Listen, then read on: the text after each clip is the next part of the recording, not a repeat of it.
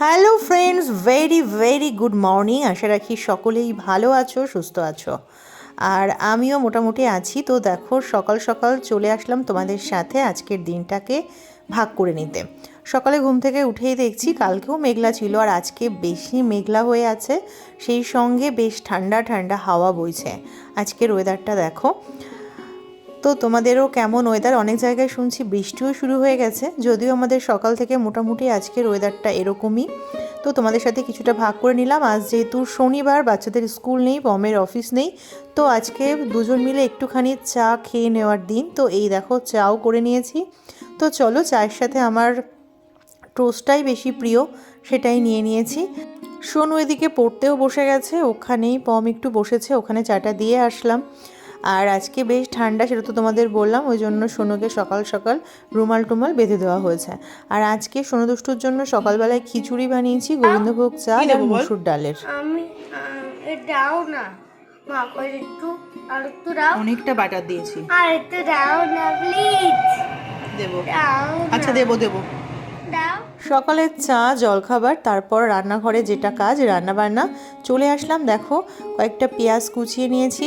আজকে কি রান্না করব চলো সেটাই তোমাদের সাথে শেয়ার করে নেব। কেন দুষ্টু? ওই দেখে না, তোমাকে চিনতে পারছি না তো। বাবা, চুল কেটে একদম চেঞ্জ হয়ে গেছে। দুষ্টু চুল কেটে এসছে, এখন দুষ্টুকে একদম চেনা যাচ্ছে না। দিদির ঘরে যেও না।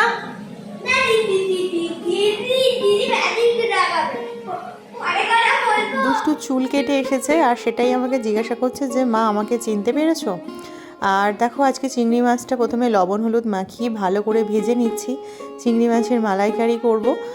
আর এদিকে পেঁয়াজটাও দেখো বেশ সুন্দর করে ভাজা ভাজা হয়েই গেছে অলরেডি।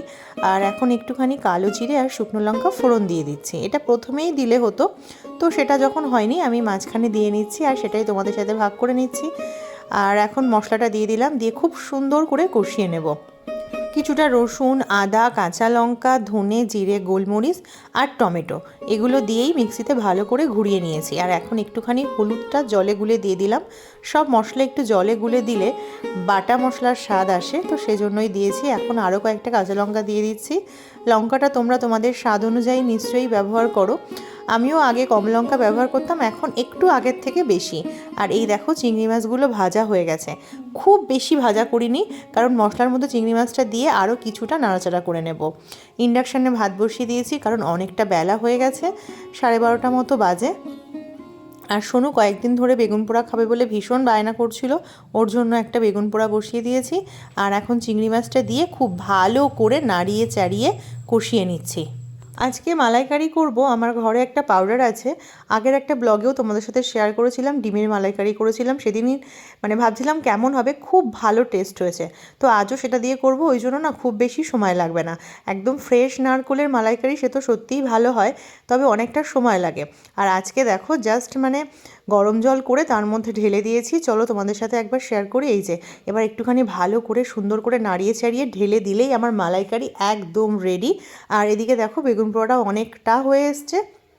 তো চলো, এখন চিংড়ি মাছ আর মশলা একদম সুন্দর পুরো কষানোর রেডি। হালকা গরম জল করে নিয়েছিলাম, আর তার মধ্যেই দিয়ে দিয়েছি নারকোলের গুঁড়োর পাউডারটা।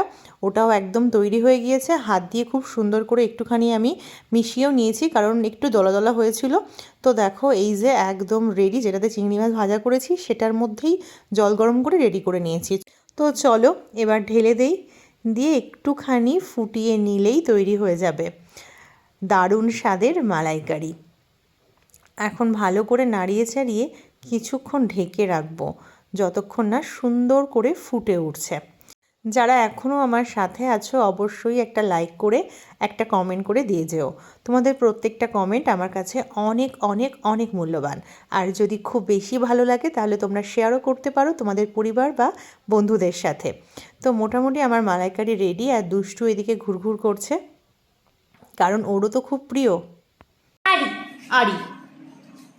আর এই দেখো, সুন্দর করে ফুটে উঠেছে আর দারুণ গন্ধ বেরিয়েছে। তো আমি এখন গ্যাসটা অফ করে দিয়ে দিচ্ছি একটুখানি গরম মশলা। ঘি দিলেও হয়, তবে ঘি আমি আর দিচ্ছি না। এখন একদম রেডি। তো চলো, খাওয়ার টেবিলে দেখা হচ্ছে। আর আজকে নিচে শুক্তো রান্না হয়েছে, ডাল হয়েছে, আমের টক, ওই জন্য আমি আর বেগুনের খোসাটা ছাড়ালাম না, কারণ অনেক বেশি হয়ে যাবে সেই জন্যে। তো চলো, সবাই খেতে বসে গেছে, এখন পরিবেশনের পালা। মালাইকারি হলে বাচ্চাদের আর কিচ্ছু লাগে না, তারা আর কিচ্ছু খেতে চায় না, কিন্তু তবুও আমি জোর করে একটু শুক্তো দিয়ে খাওয়াচ্ছি। সেটা নিয়ে সোনু অনেক রাগারাগি করছিল যে না, আমি শুধু মালাইকারি খাবো। বাচ্চারা যা হয় আর কি। তো চলো দুষ্টুর কাছ থেকে শুনে নেই কেমন হয়েছে। তারা চুপ করো। দুষ্টু, কেমন হয়েছে মালাইকারি? হ্যালো বলো কেমন হয়েছে? Hello tasty? হ্যাঁ